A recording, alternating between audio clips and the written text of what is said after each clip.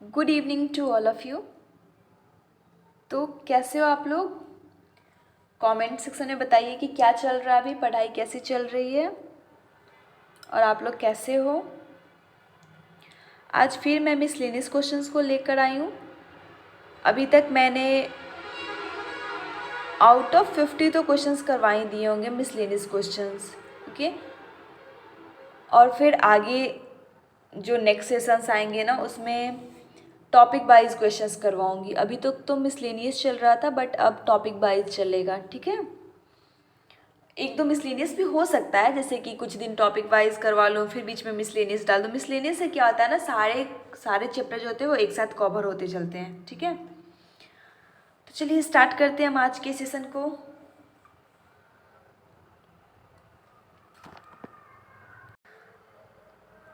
तो guys, first question क्या बोल रहा है, सबसे मजबूत मांसपेशियां पाई जाती है, यानी क्या बोल रहा है, the strongest muscles are found in. Strongest muscles जो होते हैं वो कहाँ पाए जाते हैं? क्या उंगलियों में, कलाई में, जांघ में या फिर जबड़े में? जल्दी से बता दीजिए कि स्ट्रॉन्गेस्ट मसल्स जो होते हैं वो कहाँ पाई जाती है। क्या आपके फिंगर्स की जो मसल्स होती है वो सबसे स्ट्रॉन्गेस्ट मसल्स होती है? तो बिल्कुल नहीं, ठीक है। तो क्या आपकी जो वेस्ट यानी कलाई की जो मसल्स पाई जाती हैं, जो कलाई में मसल्स पाई जाती हैं, क्या वो स्ट्रॉन्गेस्ट मसल्स होती है? तो बिल्कुल नहीं, वो भी स्ट्रॉन्गेस्ट मसल्स नहीं होती है। जांघ यानी जो थाई में कितने तरह के मसल्स? 3 तरह के मसल्स पाए जाते हैं, ठीक है। एक फ्रंट पे, एक मिडिल, एक बैक साइड में, ठीक है। लेकिन वो भी उतने स्ट्रॉन्ग नहीं होते हैं एज़ कम्पेयर टू जबड़ा। जबड़ा में जो मसल्स पाए जाता है वो बहुत ज़्यादा क्या होता है, स्ट्रॉन्गेस्ट मसल्स होते हैं। क्या होते हैं? स्ट्रॉन्गेस्ट मसल्स होते हैं, ठीक है। तो आपका आंसर क्या होगा? जबड़े में। जबड़े में जो होते हैं वो सबसे ज़्यादा स्ट्रॉन्गेस्ट मसल्स पाए जाते हैं। उसको क्या बोलते हैं? उस मसल्स को क्या बोलते हैं? तो उस मसल्स का नाम होता है, यहाँ पे मैं लिख दे रही हूँ, ठीक है। यहाँ पे लिख दे रही हूँ, इसका याद रखिएगा। मासेटर मसल भी बोलते हैं, मासेटर मसल्स, ठीक है। मासेटर मसल इसे बोलते हैं, ठीक है। जो मसल्स जबड़े में पाया जाता है उसका यही नाम है, ठीक है, मासेटर मसल्स। चलिए तो थोड़ा सा बात कर लेते हैं हम किसमें, जांघ में जो 3 तरह के मसल्स पाए जाते हैं, यानी थाई में। किसमें? थाई में। फर्स्ट क्या होते हैं? फर्स्ट को हैमस्ट्रिंग मसल्स बोलते हैं। क्या बोलते हैं? हैमस्ट्रिंग मसल्स, ठीक है। सेकंड को क्या बोलते हैं? एड्यूकेटर मसल, ठीक है। ये जो मिडिल में पाया जाता है। और जो बैक साइड में मसल पाया जाता है उसे बोलते हैं हम क्वाड्रिकेप्स मसल्स, ठीक है। ये तीनों किस में पाया जाता है? थाई में पाया जाता है, ठीक है। ये स्ट्रॉन्गेस्ट होते हैं, लेकिन जॉ में जो मसल्स पाए जाते हैं उतना स्ट्रॉन्ग नहीं होता है, ठीक है। तो आपका आंसर क्या होगा? जबड़े में सबसे स्ट्रॉन्गेस्ट मसल्स पाई जाती हैं, जिनका नाम क्या है? Masseter muscle. क्या नाम है उनका? Masseter muscles, okay. जो कि कहाँ पाई जाती है? जॉ में। आई होप आप सबको जॉ में तो याद ही होगा, लेकिन कौन सा मसल्स पाया जाता है ये भी आपको याद होना चाहिए, ठीक है। चलिए नेक्स्ट क्वेश्चन की तरफ मूव करते हैं। क्योंकि धीरे धीरे कंपटीशन और टफ होती जा रही है, इसलिए क्वेश्चन का लेवल जो है वो बढ़ाते जा रहा है। अगर आपने पिछले 10 साल का क्वेश्चन देखा होगा तो आपको अब लेवल समझ में आ रहा होगा कि थोड़ा थोड़ा लेवल इंक्रीज हो रहा है, ठीक है। किसी साल का ज़्यादा करता है, किसी साल का कम कर देता है। तो हमें ये तो पता होना चाहिए कि जबड़े में मसल्स स्ट्रॉन्गेस्ट पाई जाती है, लेकिन उसका नाम भी हमें पता होना चाहिए, ठीक है। नेक्स्ट क्वेश्चन क्या बोल रहा है, वह व्यक्ति जिसमें दोनों प्रतिरक्षी होते हैं पर कोई प्रतिजन नहीं होता किस ब्लड ग्रुप से संबंधित होता है? यानी आपसे क्वेश्चन में क्या पूछ रहा है कि, तो क्वेश्चन में क्या बोल रहा है, थोड़ा सा क्वेश्चन में चेंज नहीं समझ में आ रहा होगा। ये आपसे ब्लड ग्रुप की बात कर रहा है। क्या कर रहा है? ब्लड ग्रुप की बात कर रहा है। यानी कौन ऐसा ब्लड ग्रुप है जिसमें कि क्या पाया जाता है? बोथ एंटीबॉडीज़, मतलब उसमें दोनों प्रतिरक्षी पाए जाते हैं और उनमें एंटीजेन जो होते हैं यानी प्रतिजेन जो होते हैं वो नहीं पाए जाते। कौन ऐसा ब्लड ग्रुप है जिसमें एंटीजेन नहीं पाए जाते हैं और दोनों के दोनों एंटीबॉडीज़ पाए जाते हैं, ठीक है। तो आप सभी को पता हो कि आपके पास फोर मेन ब्लड ग्रुप्स होते हैं। कितने होते हैं? 4 मेन ब्लड ग्रुप्स होते हैं, ओके। ये तो सबको पता है, इसमें कोई बताने की ज़रूरत नहीं है। फर्स्ट क्या है? ए। सेकेंड वन क्या है? बी। थर्ड क्या है ओ, एंड फोर्थ क्या है आप सब जल्दी से बता दो, ए बी। ठीक है, तो बात करते हैं हम किसकी, ए की। किसकी बात करते हैं, ए की। ए में क्या पाया जाता है, तो ए में ए एंटीजन पाया जाता है, याद रखिएगा ए एंटीजेंस पाए जाते हैं, और क्या पाया जाता है, बी एंटीबॉडी पाया जाता है, बी एंटीबॉडीज पाए जाते हैं। ठीक है, ए एंटीजन और B antibodies, blood group A में क्या क्या पाए जाते हैं, ए एंटीजन और बी एंटीबॉडीज। आपको मैं एक और चीज़ बता दूं कि जो एंटीजन होते हैं वो कहाँ पाए जाते हैं, तो आरबीसी में पाए जाएंगे। कहाँ, आरबीसी में पाए जाएंगे। और एंटीबॉडीज़ कहाँ पाया जाता है, तो प्लाज्मा में। किसमें, प्लाज्मा में। याद रखिएगा, जहाँ एंटीबॉडीज़ होगा तो वो प्लाज्मा में पाए जाएंगे, और ये जो एंटीजन होंगे वो कहाँ पाए जाएंगे, आरबीसी में। ठीक है, तो हम ए की बात कर लिए। अब हम किसकी बात करेंगे, अब हम बी की बात करेंगे। अब हम किसकी बात करेंगे, बी की बात करेंगे।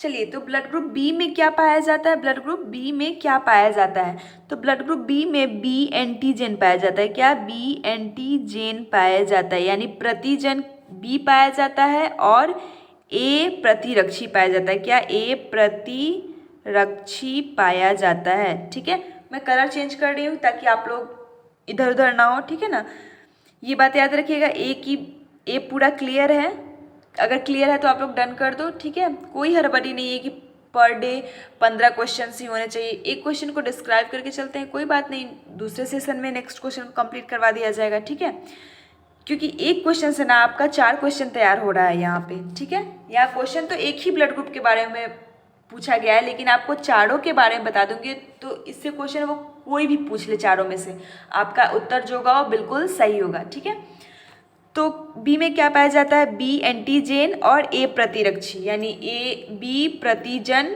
और ए प्रतिरक्षी। ठीक है, अब नेक्स्ट किसकी बात करेंगे, हम ओ की बात करेंगे। किसकी बात करेंगे, ओ की बात करेंगे। चलिए, बी वाले को इरेज कर देते हैं क्योंकि जगह नहीं मिल रहा है। तो ओ में क्या पाया जाता है, ओ में जो होता है उसमें नो एंटीजन, ओ में कोई एंटीजन नहीं पाया जाता है, और ए और एंटी बी यानी दोनों एंटीबॉडीज़ ए और एंटीबॉडीज़ दोनों पाए जाते हैं। तो क्वेश्चन आपसे क्या पूछ रहा था, दोनों बोथ एंटीबॉडीज़ मतलब ए भी और बी भी दोनों पाए जाते हैं, लेकिन एंटीजन नहीं पाए जाते। तो इस प्रश्न का उत्तर आप सभी को पता चल गया कि क्या है, तो कमेंट सेक्शन में लिख दीजिए क्या होगा, ओ टाइप, यानी ओ प्रकार के जो ब्लड ग्रुप होते हैं उसमें दोनों टाइप के एंटीबॉडीज तो पाए जाते हैं, यानी प्रतिरक्षी तो पाए जाते हैं, बट कोई भी प्रतिजन नहीं होते हैं, कोई भी प्रतिजन नहीं होते हैं। ठीक है, चलिए, अब हम बाकी तीनों ब्लड ग्रुप के बारे में तो चर्चा कर लिए। अब ए बी को छोड़ देंगे तो वो नाराज़ हो जाएगा कि सबके बारे में बता दी, मुझे छोड़ दी। ओके, तो चलिए जान लेते हैं उसके बारे में भी।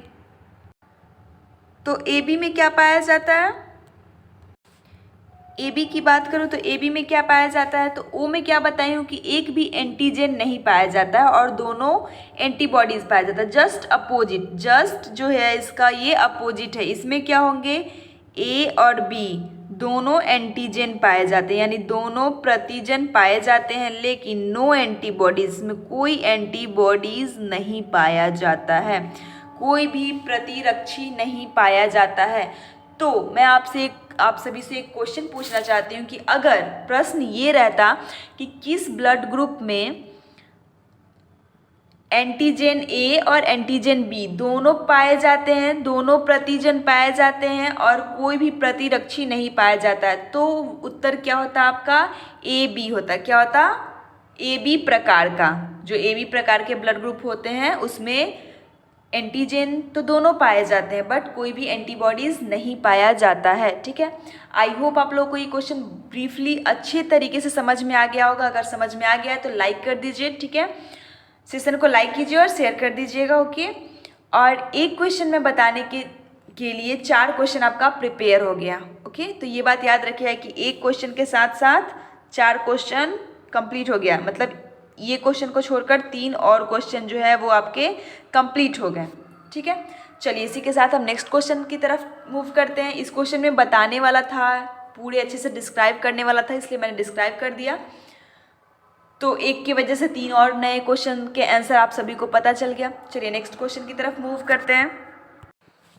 नेक्स्ट क्वेश्चन क्या बोल रहा है, निम्नलिखित में से कौन सी सबसे मजबूत उपास्थि होती है, यानी सबसे ज़्यादा स्ट्रॉन्गेस्ट कार्टिलेज कौन सा है, जल्दी से बता दीजिए।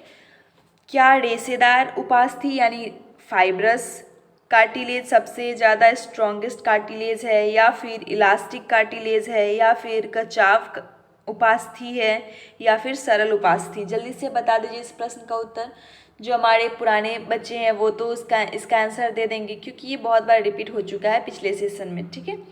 लेकिन जो नए बच्चे ज्वाइन हुए हैं, जो नए बच्चे देख रहे हैं, वो शायद आंसर ना कर पाए, ठीक है। तो चलिए आंसर देखते हैं इसका क्या होगा। तो इसका आंसर क्या होगा? रेशेदार उपास्थि। क्या होगा? रेशेदार उपास्थि, यानी जो फाइब्रस कार्टिलेज होते हैं वो स्ट्रॉन्गेस्ट कार्टिलेज होते हैं। क्या होते हैं? वो स्ट्रॉन्गेस्ट कार्टिलेज होते हैं। ये एक तरह का, जो ये रेशेदार उपास्थि है वो एक तरह का क्या है? एक तरह का उपास्थि है, यानी एक तरह का कार्टिलेज है। एक तरह का क्या है? कार्टिलेज है, जो क्या कंटेन करता है? फाइन, यानी जो सूक्ष्म कोलेजन फाइबर्स होते हैं। क्या होते हैं? सूक्ष्म कोलेजन फाइबर्स, आप सभी को पता होगा, ठीक है। कोलेजन फाइबर्स होते हैं, उसको क्या करता है? ये कंटेन करता है। उसको क्या करता है? ये कंटेन करता है। ओके, कौन? फाइब्रस कार्टिलेज, जिसकी वजह से ये क्या होता है, और ये जो फाइब्रस कार्टिलेज को क्या करता है? कंटेन करता है, और लेयर बाय लेयर जो है वो अरेंज किए रहता है, ठीक है। और इसकी वजह से क्या, ये स्ट्रॉन्गेस्ट कार्टिलेज है। और इसमें ना फ्लेक्सिबिलिटी भी होती है और टफनेस भी होती है। क्या होती है? इस कार्टिलेज में फ्लेक्सिबिलिटी भी होती है, यानी लचीलापन भी होता है, और हार्डनेस कह लो या टफनेस कह लो, ठीक है। ये दोनों प्रॉपर्टीज़ पाई जाती हैं। याद रखिएगा कि इसमें flexibility and strongest and toughness, बोल लो, स्ट्रॉन्गेस्ट नहीं, टफनेस, ठीक है ना। टफनेस प्रॉपर्टी पाई जाती है। टफनेस, TOUGHNES, टफनेस क्या होता है? प्रॉपर्टी पाई जाती है, ठीक है। दोनों तरह की प्रॉपर्टी पाई जाती है इस फाइब्रस कार्टिलेज में, ठीक है। आई होप आप लोगों को समझ में आ गया होगा। चलिए इसी के साथ हम नेक्स्ट क्वेश्चन की तरफ मूव करते हैं। नेक्स्ट क्वेश्चन बड़ा ही सिंपल है। क्वेश्चन क्या बोल रहा है? ऊंट की कुबर होती है, यानी ऊंट का जो हम्प होता है, ऊंट का हम्प आप सभी ने देखा है, जो ये ऐसे निकला हुआ रहता है, ठीक है। ये सपोज अगर ऊंट है, ये ऊंट तो दिख नहीं रहा है, ठीक है, अच्छा कोई बात नहीं। ये जो क्या होती है, ऊंट में जो हम्प पाई जाती है, क्या ये हम्प होता है, इसको आपको पता है, इसको कुबर बोलते हैं। क्या बोलते हैं? कुबर बोलते हैं, ठीक है। ये क्या पूछ रहा है कि ये किससे बना होता है? क्या ये बोन से बना होता है, कार्टिलेज से बना होता है, मसल से बना होता है, या फिर कनेक्टिव टिश्यू से बना होता है? जल्दी से बता दीजिए कि ये किससे बना होता है। तो ये एक तरह का, आप सभी को मैं बता दूं कि ये एक तरह का फैटी एडिपोज टिश्यू से बना होता है। क्या होता है? फैटी एडिपोज टिश्यू से बना होता है, ठीक है। तो फैटी एडिपोज टिश्यू तो इन चारों में से नहीं दिया हुआ है, तो क्या हमारा ऑप्शन ही गलत है? बिल्कुल नहीं, हमारा ऑप्शन बिल्कुल सही है, ठीक है। तो जो ये फैटी एडिपोज टिश्यू होता है ना, वो एक तरह का लूज कनेक्टिव टिश्यू का टाइप है। किसका है? लूज कनेक्टिव टिश्यू का क्या है? टाइप है। यानी मेन मुद्दा क्या हमारा? एक कनेक्टिव टिश्यू का टाइप है। फैटी एडिपोज टिश्यू जो होता है वो किसका टाइप है? तो कनेक्टिव टिश्यू का। और कनेक्टिव टिश्यू जो है, संयोजी उत्तक जो है, वो आपका ऑप्शन में सीधा सीधा दिख रहा है, इसलिए आपका सही उत्तर क्या होगा? संयोजी उत्तक होगा, ठीक है। बहुत जगह कार्टिलेज इसका आंसर देता है, बट कार्टिलेज नहीं होगा, ठीक है। तो गाइस नेक्स्ट क्वेश्चन देखते हैं क्या बोल रहा है। कॉलेजन, कॉलेजन का नाम आपने सुना है? किस क्वेश्चन में सुना है? जल्दी से बता दीजिए किस क्वेश्चन में मैंने कॉलेजन का जिक्र किया था। तो क्वेश्चन नंबर 3 में किया था, ठीक है। क्वेश्चन नंबर 3 में किया था कॉलेजन का जिक्र। तो इसमें आपसे वही पूछ रहा है कि कॉलेजन फाइबर्स जो होते हैं उसका कैसा कलर होता है, ठीक है। आपसे क्या पूछ रहा है कि उसका कैसा कलर होता है? क्या वो सफ़ेद होता है, या फिर पीला होता है, या फिर रंगहीन होता है, या फिर इनमें से कोई नहीं होता है? जल्दी से बता दीजिए अगर किसी को पता है तो, और अगर नहीं पता है तो आराम से बैठिए, मैं बताती हूँ, ठीक है। सबसे पहले ये फाइबर, कॉलेजन फाइबर, ठीक है, दोनों दे रहा है कॉलेजन फाइबर। सबसे पहले हम ये फाइबर के बारे में जानते हैं कि आखिर ये फाइबर प्रोड्यूस कहाँ से होता है, ठीक है। तो आपको पता होगा एक फाइब्रोब्लास्टिक सेल्स, ठीक है। फाइब्रोब्लास्टिक सेल्स कहाँ प्रेजेंट होते हैं? तो कनेक्टिव सेल्स कनेक्टिव टिश्यू में प्रेजेंट होते हैं। और ये कनेक्टिव टिश्यू क्या प्रोड्यूस करता है? तो फाइबर्स प्रोड्यूस करता है। क्या करता है? रेशा प्रोड्यूस करता है, यानी फाइबर्स प्रोड्यूस करता है। तो आपको पता चल गया कि फाइबर कहाँ से आ रहा है, ठीक है, कहाँ से? फाइब्रोब्लास्टिक सेल से आ रहा है। ये फाइब्रोब्लास्टिक सेल्स कहाँ प्रेजेंट होता है? कनेक्टिव टिश्यू में। और यही कनेक्टिव टिश्यू क्या प्रोड्यूस करता है? फाइबर प्रोड्यूस करता है, ठीक है। तो आपको पता चल गया कि ये फाइबर कहाँ से आ रहा है। अब हम बात करते हैं कि फाइबर हमको मिल गया। फाइबर कितने टाइप का होता है? फाइबर कितने टाइप का होता है? तो 2 टाइप का होता है। क्या होता है? 2 टाइप का होता है, ठीक है। आई होप यहाँ तक आप लोगों को समझ में आ गया। चलिए इरेज कर देते हैं। हाँ, तो क्या है, फाइबर की 2, पता चल गया कि फाइबर कहाँ से आ रहा है। इसके 2 टाइप होते हैं, एक कोलेजन होगा, कोलेजन फाइबर, और दूसरा क्या होगा? Elastic fibre. दूसरा क्या होगा? इलास्टिक फाइबर, ठीक है। कोलेजन फाइबर किससे का कलर क्या होता है? तो वाइट होता है। कोलेजन फाइबर का कलर क्या होता है? वाइट होता है। इलास्टिक फाइबर का कलर क्या होता है? येलो होता है। क्या होता है? येलो, यानी पीला होता है, ठीक है। तो आपसे क्वेश्चन क्या पूछ रहा था? कोलेजन रेशे का क्या पूछ रहा था आपसे? कोलेजन रेशे का कलर पूछ रहा था। तो आपको पता चल गया कि कोलेजन रेशे का कलर क्या है? तो वाइट है। क्या है? वाइट है, यानी सफ़ेद है, ठीक है। यानी क्या है? सफ़ेद है। और अगर यही क्वेश्चन आपसे पूछता है कि इलास्टिक फाइबर का कलर क्या है, तो आप क्या बोलते हैं? पीला होता है, ठीक है। तो इस प्रश्न से भी आपके 2 प्रश्न तैयार हो गए, मतलब एक ये प्रश्न और एक और प्रश्न, ठीक है। पता चल गया। एक और पता चल गया कि ये फाइबर प्रोड्यूस कहाँ से होता है। अगर क्वेश्चन में पूछ दिया जाए तो आप बता दोगे कि कहाँ से प्रोड्यूस होता है, ठीक है। अगर हम मैन्युफैक्चर यानी किससे बनता है इसकी बात करें, तो ये किससे बनता है? ये जो कोलेजन फाइबर है वो कोलेजन से बनता है। और ये जो इलास्टिक फाइबर है वो किससे बनता है? इलास्टिन नाम का एक प्रोटीन होता है। क्या होता है? इलास्टिन नाम का एक प्रोटीन होता है। इलास्टिन का स्पेलिंग क्या होगा? ELASTIN। इलास्टिन नाम का क्या होता है? एक प्रोटीन होता है जिससे इलास्टिक फाइबर बनता है। और उसका कलर क्या होता है? येलो कलर होता है, ठीक है। चलिए, आई होप आप सभी को अच्छे से समझ में आ रहा होगा। आज का क्लास स्लो है बट एकदम क्लियर कट है, ठीक है। चलिए नेक्स्ट क्वेश्चन की तरफ मूव करते हैं। नेक्स्ट क्वेश्चन में मुझे नहीं लग रहा है कि ज़्यादा बताने की ज़रूरत है। क्वेश्चन को रीड करते हैं। पौधे की सामान्य वृद्धि में निम्नलिखित में से किस तत्व की आवश्यकता नहीं पड़ती? यानी प्लांट ग्रोथ के लिए कौन ऐसा एलिमेंट है जिसका क्या यूज़ नहीं होता है, जो रिक्वायर्ड नहीं है, ठीक है। वो नहीं भी रहेगा तो पौधे की ग्रोथ में कोई फ़र्क नहीं पड़ रहा है, ठीक है। तो क्या Fe की ज़रूरत नहीं पड़ती है, या फिर Mg की, या फिर Pb की, या फिर Ca की? जल्दी से बता दीजिए किसकी ज़रूरत नहीं पड़ती है। आई होप आप सभी इतने तो जानते होंगे ना कि Fe किसको बोलते हैं? तो आयरन को बोलते हैं, ठीक है ना। Mg ये सारे 12th लेवल के ही सब आपको पता होगा, ठीक है। Pb प्लम्बम को बोलते हैं, ठीक है। कैल्शियम, फिर मैग्नीशियम। जल्दी से बता दीजिए कौन ऐसा है जो कि प्लम, फिर लीड भी बोलते हैं। क्या? LEAD, lead, LEAD, lead. तो Fe क्या है? एक इसेंशियल है किसके लिए? ग्रोथ के लिए, प्लांट ग्रोथ के लिए Fe यानी आयरन जो है वो जरूरी एलिमेंट है। क्या है? जरूरी एलिमेंट है, ठीक है। मैग्नीशियम, बिना मैग्नीशियम का जो होता है वो क्लोरोफिल कैप्चर ही नहीं करेगा, यानी जो सनलाइट क्लोरोफिल कैप्चर करता है वो करेगा ही नहीं, ठीक है। वो नहीं करेगा तो फोटोसिंथेसिस का काम नहीं होगा। फोटोसिंथेसिस का काम नहीं, जब फूड बनबे नहीं किया तो प्लांट क्या बढ़ेगा, ठीक है। तो ये भी बहुत ज़्यादा मोस्ट इम्पॉर्टेंट रोल प्ले करता है, यानी ये एक इम्पॉर्टेंट कैरेक्टर है Mg जो है, मैग्नीशियम जो है, ठीक है। अब नेक्स्ट ऑप्शन क्या है? Pb यानी लीड। तो लीड जो है वो एक टॉक्सिक होता है। क्या होता है? टॉक्सिक होता है। इसका कोई ज़रूरत नहीं है प्लांट के ग्रोथ में, ये एलिमेंट का कोई रिक्वायरमेंट नहीं है। ये एलिमेंट रिक्वायर्ड नहीं है, इसकी आवश्यकता नहीं पड़ती है प्लांट के ग्रोथ के लिए, ठीक है। Pb, तो उस प्रश्न का उत्तर क्या होगा? Pb यानी लीड, ठीक है। इसका एटॉमिक नंबर क्या होता है? एटॉमिक नंबर क्या होता है इसका? तो याद कर लीजिएगा, इसका एटॉमिक नंबर 82 होता है। क्या होता है? 82 होता है, ठीक है। Next calcium. कैल्शियम भी एक इसेंशियल है, रिस्पॉन्सिबल है किसके लिए? प्लांट ग्रोथ के लिए। किसके लिए? प्लांट ग्रोथ के लिए। या फिर जो प्लांट के जो सेल वॉल होते हैं वो जो मतलब ये प्लांट के जो सेल वॉल होते हैं उसको होल्ड करके रखने के लिए सबसे ज़्यादा किसकी ज़रूरत पड़ती है? कैल्शियम की। किसकी ज़रूरत पड़ती है? कैल्शियम की, ठीक है। चलिए इसी के साथ हम नेक्स्ट क्वेश्चन की तरफ मूव करते हैं।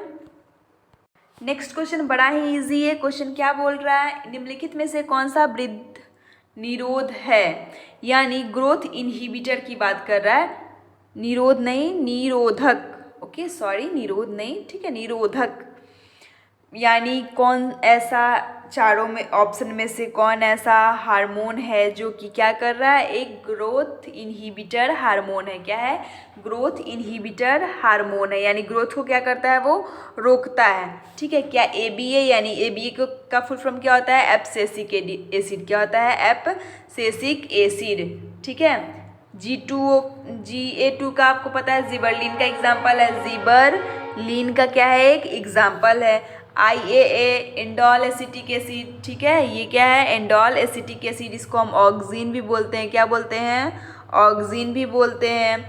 NA क्या है, ये सिंथेटिक ऑक्सीन है, क्या है, ये सिंथेटिक ऑक्सीन है। ठीक है, तो इनमें से कौन, इन चारों में से कौन है जो कि ग्रोथ इनहिबिटर का काम करता है, यानी ग्रोथ को रोकने का काम करता है। जल्दी से बता दीजिए इस प्रश्न का उत्तर क्या होगा।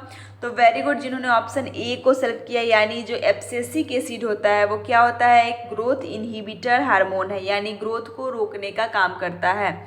ठीक है, ग्रोथ इनहिबिटर हार्मोन है। दो तरह के हार्मोन पाए जाते हैं, ग्रोथ इनहिबिटर और एक ग्रोथ प्रमोटर। क्या, एक ग्रोथ प्रमोटर जो कि क्या करता है, प्रमोट करता है, जो कि क्या करता है, प्रमोट करता है, प्रोमोटर जो कि बढ़ावा देता है, मतलब बढ़ावा देता है, ग्रोथ उसको बढ़ाने में हेल्प करता है। और कुछ ऐसा है जो कि उसके ग्रोथ को रोकने का काम करता है। ठीक है, तो रोकने का काम कौन करता है, एब्सेसिक एसिड। और अगर आपसे मैं क्वेश्चन एराइज करूं कि 2-3 ऐसे नाम बता दीजिए कि जो ग्रोथ प्रमोटर हार्मोन है, क्या है, जो ग्रोथ प्रमोटर हार्मोन है, जो ग्रोथ को क्या करते हैं, बढ़ाने में मदद करते हैं, तो कौन कौन से होते हैं, ऑक्सीन होते हैं, याद रखिएगा, ऑक्सीन होते हैं, साइटोकाइनिन होते हैं, क्या होते हैं, साइटोकाइनिन होते हैं, जिबरलिन होते हैं, ये सब क्या आता है, ग्रोथ प्रमोटर। मतलब ये जो तीनों था ना, ये तीनों क्या था, ग्रोथ प्रमोटर है, और ऊपर में जो एक है ABA वो ग्रोथ इनहिबिटर है, वो ग्रोथ इनहिबिटर है। एक और होता है, एक तो ये हो गया एब्सेसिक एसिड, और दूसरा क्या हो गया, ग्रोथ इनहिबिटर का एक और हार्मोन जो है वो काम करता है, वो क्या है, इथिलीन। क्या है, इथिलीन जो है वो भी क्या करता है, एक तरह से ग्रोथ इनहिबिटर का ही काम करता है,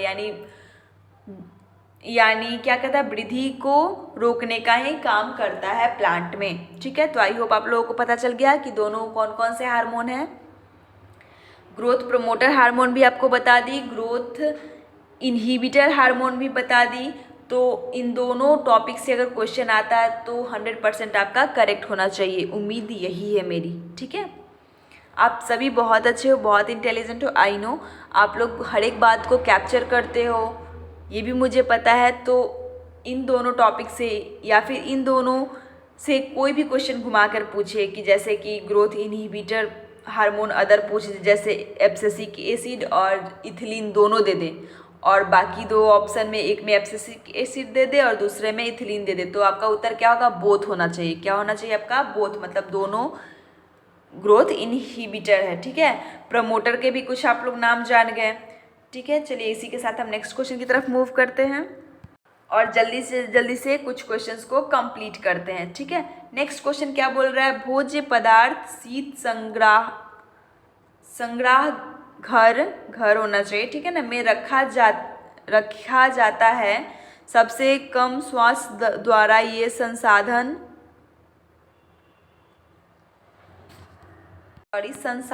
संधारण करते हैं।